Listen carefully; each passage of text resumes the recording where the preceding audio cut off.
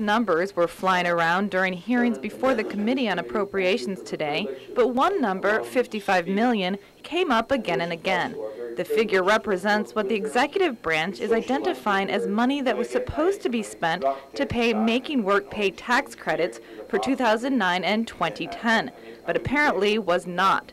John Camacho is the new acting administrator of the Department of Revenue and Taxation. I guess the money was used in the previous administration, and now it becomes a liability of the government. Appropriations Chair Senator Ben Pangilinan presided over the hearing, where employees of the Bureau of Budget Management, the Department of Administration, and the Department of Revenue and Taxation came before his committee.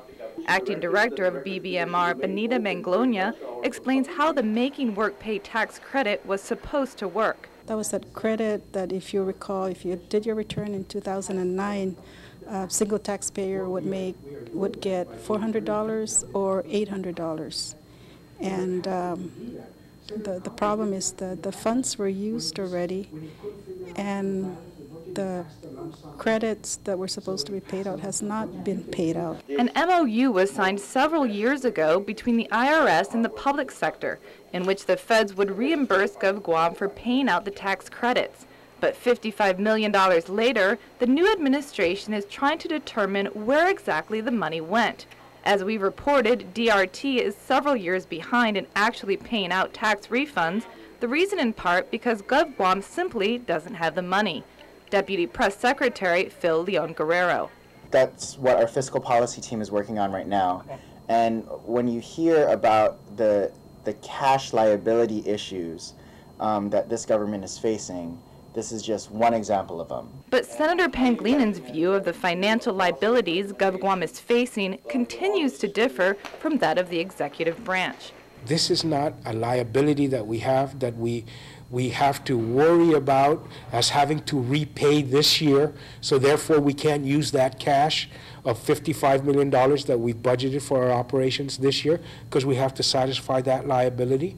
No, we're booking that as a liability in the income tax refund provision. In fact, Pangilinan says some of the funds, which were supplied by the federal government in order to make up for a reduction in withholding collections, did go to taxpayers.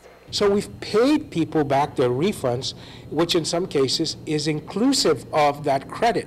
Guerrero agrees that a portion of the funds, a total of $62 million received by the federal government, was used for its original intent, but adds, we have to ensure that every single taxpayer, every single family that's eligible to receive this assistance gets the money that they're supposed to get. And Leon Guerrero says whatever was not paid to taxpayers will need to be returned to Uncle Sam. If we don't replace the $55 million to go towards this tax credit program, it will no longer just be a liability or money owed to our families, but it'll be money owed to the federal government. And, you know, that's an entirely different can of worms. But Camacho says they must first get a firm grip on just how much should go to taxpayers by processing all 2009 tax returns. Which means that actually the government is getting something for the taxpayers of Guam. So in essence, they want to account for that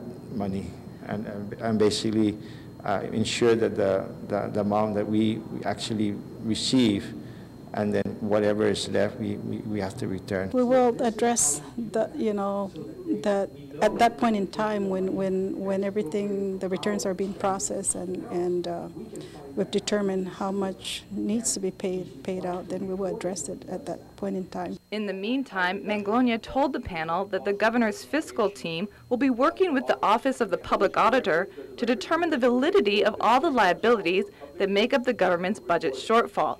That's expected to be completed next week. Reporting for Guam's News Network, I'm Lanny Walker.